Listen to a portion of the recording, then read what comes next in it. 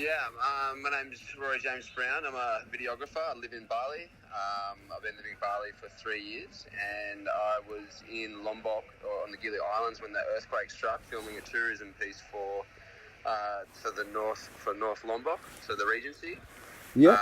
And then when that sort of happened, we turned our cameras around and decided we needed to help. And when we could finally get off the Gili Islands, we got to the mainland and we just started pushing here on the mainland to get the message out, get the images, and push to social and get the aid and contact our friends in Bali and that sort of stuff. So that's what we've been doing. And I was just wondering, I understand there's been 3 earthquakes, is that correct? Oh, there's been heaps, man. There's probably, I don't know how many tremors there's been since the main one. Like, we've probably had, probably somewhere between 30 and 50 quakes. We had 2 major ones yesterday, a 5 and a 6.2. And we were kind of recording live when the 6.2 happened in the village, which was pretty violent. Yeah, I saw that on your thing. That was pretty full on. Can you tell me that personal experience at being in the epicenter of an earthquake? It was like standing on like one of those bucking bull simulators. Yeah. We were sort of on the edge of the village at the time and not in between the buildings, but I mean that doesn't even matter because every single building in the whole village is completely flattened. So it was just chaos, lots of screaming, yelling. There was people jumping in the river and running out of the tents and just complete terror and mayhem. Really, it was frightening. And how was that earthquake impacted since the other main one, which saw all the deaths?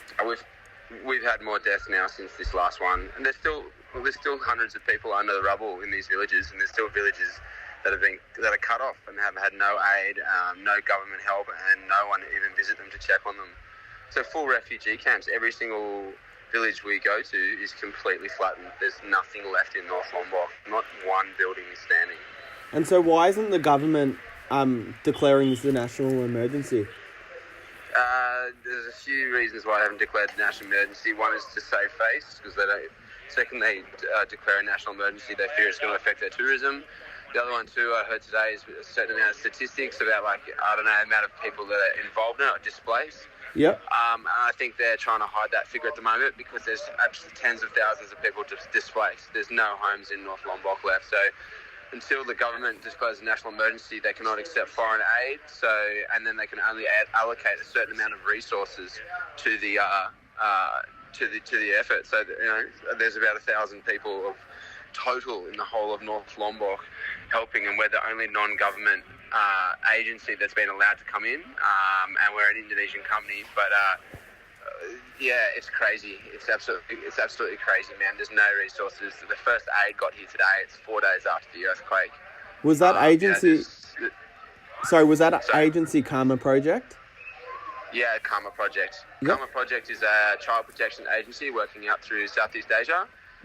Karma Project was working in Bali when the Agung eruptions happened, and then moved into helping with the camps and the rehoming of all the people during that. And then there was an earthquake here a few weeks ago before this one, and they were actually here on the ground and working on that one, on the rescue and the efforts and all that sort of stuff, which got no media coverage. So when this one happened, the government asked them, hey, can you please jump across and help us with this one? So that's why we're involved.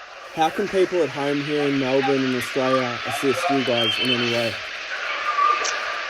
Spread the message, repost all the images that we're putting out, our stories, follow the stories on my Instagram. I'm putting live updates of on the ground of what's going on. There's no media here. There's no media coverage. The best thing we can do is push it out, tag, repost, really put the pressure on the government and show the people around the world of how bad this tragedy is. And then as well, we can donate. Like the best company to donate to is called Team Action Ahmed. Yep. AMED, as in the place in Bali. They are the only organisation that has been allocated to do the collecting on behalf of Karma Project, and 100% of the profits are getting sent to us here on the ground to buy the aid, the equipment and the things we need here. So it's not like a spread fund, it's directly just for this effort here. And so when you say North Lombok, I'm not really familiar with the island. I understand it is a tourist destination. Can you give me some perspective in how far, from the Gili Islands, for example, and if the tourist places are affected? Right on it. Gili Islands are North Lombok. If you get the ferry to the mainland, that's where you hit Bangsar, straight across. It's a 20-minute boat ride. As soon as you touch that, that's every single building is down, and then every single building for an hour round to the east, and then all the way up to Mataram. Buildings have been falling in Mataram as well. So the devastation is so widespread, and it's not just like you go in, there's a few buildings down. It's every single village and every single building is completely flattened. It's no exaggeration. It's horrifying. So what are the specifics that you're doing at the moment? Like, you're in Bali right now. What exactly? When we came in, we came to help on our own, and we ran into the Karma group because I organised a paramedic from Australia to be flown over when I was calling the office, the Bali Bible back in Australia. Yeah. I organised her to get helied out here. She linked up with Karma Group, who they also helped get on a chopper, and then we linked up. So we put our skills to work. We've been using our drones for search and rescue, and also for surveillance and to find these camps. All these remote villages in the mountains are blocked off, so we're sending our drones up. We've got 3k radius. We can go as high as we can up on the roads, put the drones up and go as far as we can up and find these camps and these people that are cut off, save us time and effort. And then also we've been shooting it just for media, sending it to the news. The news doesn't want it, all that sort of stuff. It's gone around the world, and they just use minimal bits of what we've got. We're offering all our resources to them, and they still don't want it, for free. We've been on Channel 7, Channel 10, the BBC, companies in Europe, all sorts of people have been hitting us up, and we're struggling for him to get put on, anything more than a few seconds. So what are your major concerns in the next few days? Well, in the next few days here, the aid's starting to sort of arrive in. We need to do a shift change here because we've been on the ground here for 6 days now straight. Yeah. We're not eating any food or water. We don't have. There's no food. Like, we're not eating meals. There's 2 days this week where I didn't have a meal because I missed breakfast here at the hotel, and we're getting back at 10 o'clock at night, and then we're having something to eat then. So we need to go back to Bali.